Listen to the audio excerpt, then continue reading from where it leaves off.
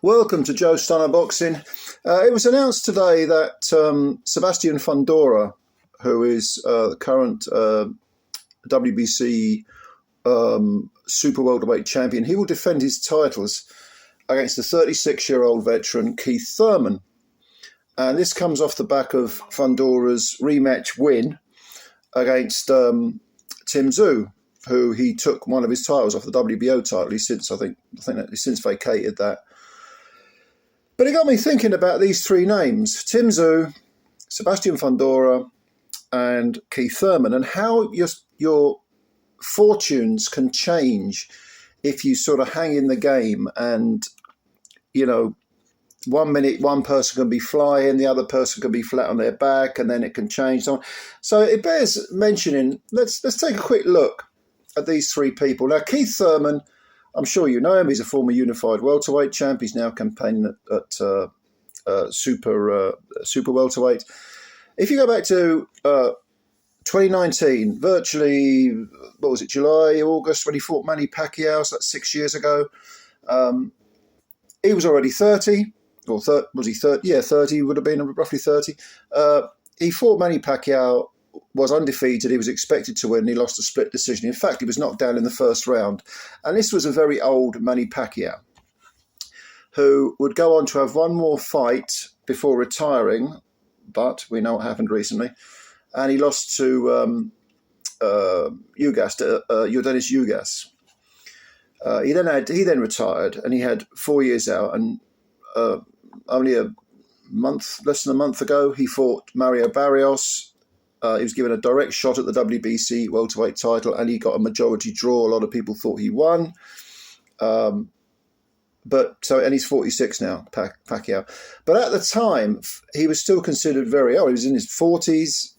KEITH THURMAN lost his unbeaten record to Pacquiao, and it was like, well, that's, a lot of people say that's the end of KEITH THURMAN. How are you going to live that down, losing to an old man like that?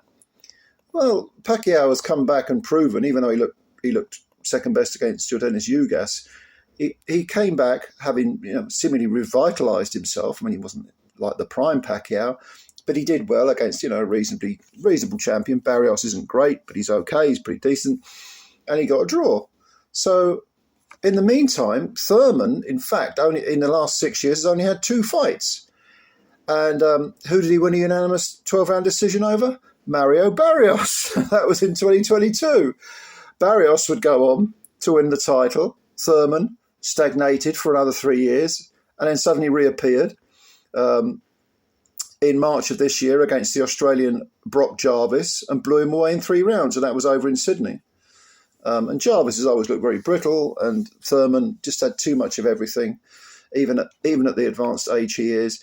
So now he's got a win. Since the Pacquiao defeat, he's only had 2 fights in 6 years, but he's got a win over the WBC welterweight champ, and he's got back in the saddle with the win over Jarvis.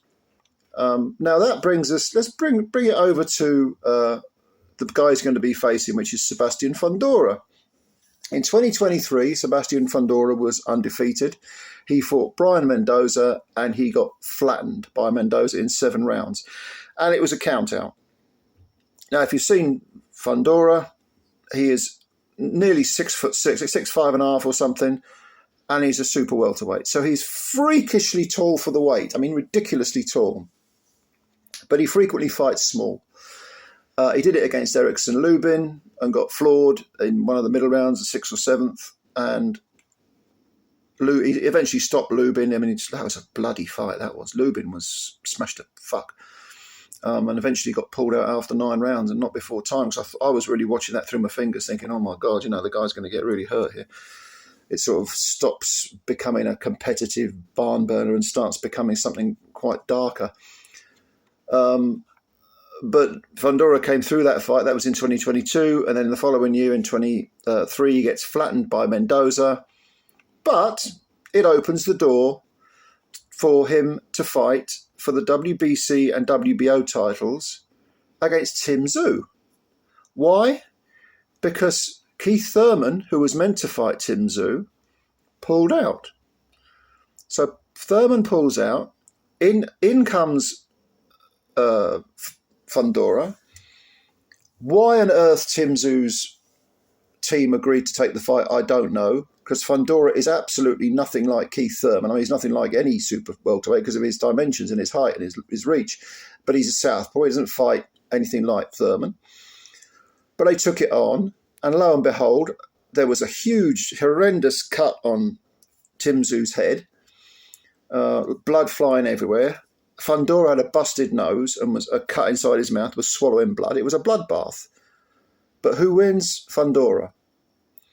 And a lot of people, myself included, thought, okay, TSZYU lost that fight, but he showed an awful lot. He showed a lot of heart, a lot of guts, good engine.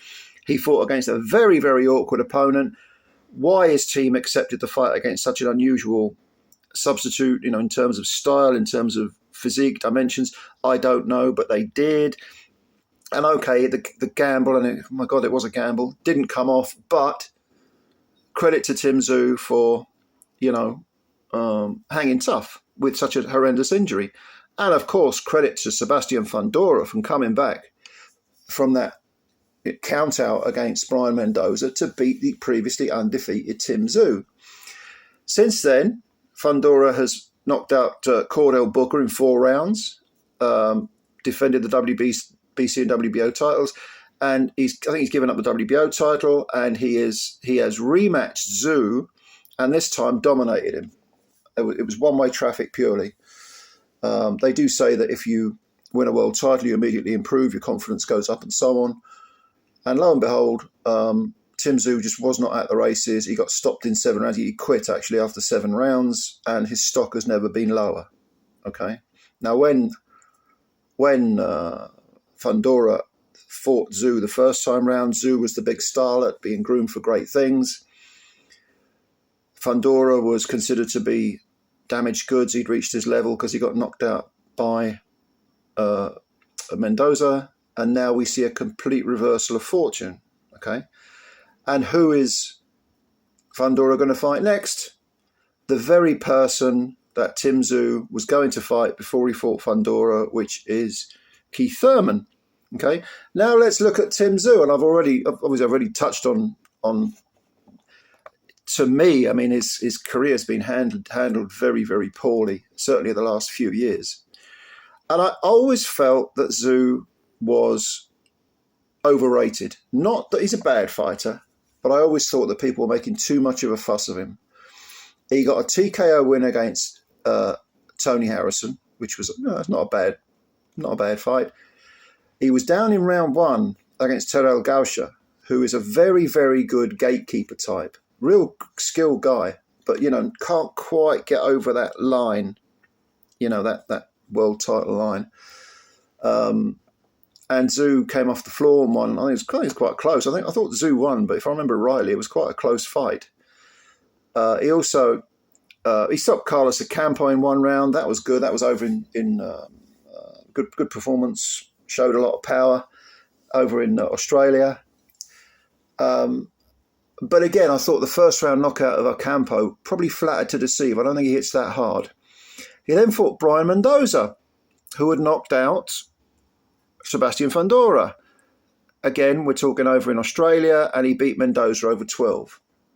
That was for the WBO super welterweight title. He'd won the interim belt. I think he won the interim belt against, was it Harrison? I think it might have been Harrison. But again, he beats Brian Mendoza. So he comes in, he thinks, okay, yeah, KEITH THURMAN's pulled out. Well, he was half retired anyway. And Fundora's just been knocked out by Mendoza, who I beat. Bring him on. And then he loses in that bloodbath fight. He then, this was the big mistake by ZHU's team, takes on Bakram Murtazaliev and gets smashed to pieces in 3 rounds. He's down 3 times in round 2, and I think he was floored in the 3rd round. The referee jumped in, and he was stung in the 1st round as well. He was badly rattled in the 1st round. Murtazaliev just couldn't miss him with the was it the right hand or the left hook? It was right hand, wasn't it? I can't remember offhand. That fight was just pure one-way traffic. And that was for the IBF, for Murtazaliev's IBF title. So suddenly he's gone from being top of the tree, very highly thought of, little bit overrated in my opinion, but still very good. He's lost to Fundora, no shame there. He lost a bloodbath fight. You know, he proved, like I said, he proved a lot, proved some decent stuff about his mettle, about his toughness, about his engine, his willing, his motivation. I mean, that was all on display. But to get smashed up by Murtazaliev, that's psychologically a very damaging defeat, very damaging. And that was in both those fights, actually. The Fundora fight and the Murtazaliev fight were both in the US. So he goes back to Australia, 2 defeats in a row, a bad one, a bad stoppage in only 3 rounds. He fights Joey Spencer, who's, you know, no great shakes. He's an okay fighter, maybe a B-, C+ sort of fighter. Stops him in 4 rounds. That does not prepare him for a rematch with Sebastian Fundora, who has clearly improved. And we know, like I said, he basically quit. He quit after 7 rounds. He just shook his head and said to the referee, no more. Okay. And again, I'm not hard on people who do those things because I'm not the one taking the punishment and risking my life. God knows they do risk their lives. We've just seen 2 Japanese fighters die on the same card a couple of weeks ago. So it would be the height of arrogance and stupidity of me to say, well, you know, he's a quitter, all that bollocks. No, you know, there's a difference between getting the shit smashed out of you and saying, hang on a minute, I'm out of here, and just turn up for a paycheck and running around and going the distance. Who really quits? You know, the guy who gives everything and then decides, I'm getting it. My face is chopped meat, I'm out. Is that as bad or worse than the guy who just runs around the ring like William Skull did against Canelo? To me, that's quitting as well. That's worse because you're not even engaging. You're not giving the fans anything. But anyway, that's probably a video for another time. So currently, what do we have? We have top of the tree, Fundora, knocked out by Mendoza, who Tszyu beat.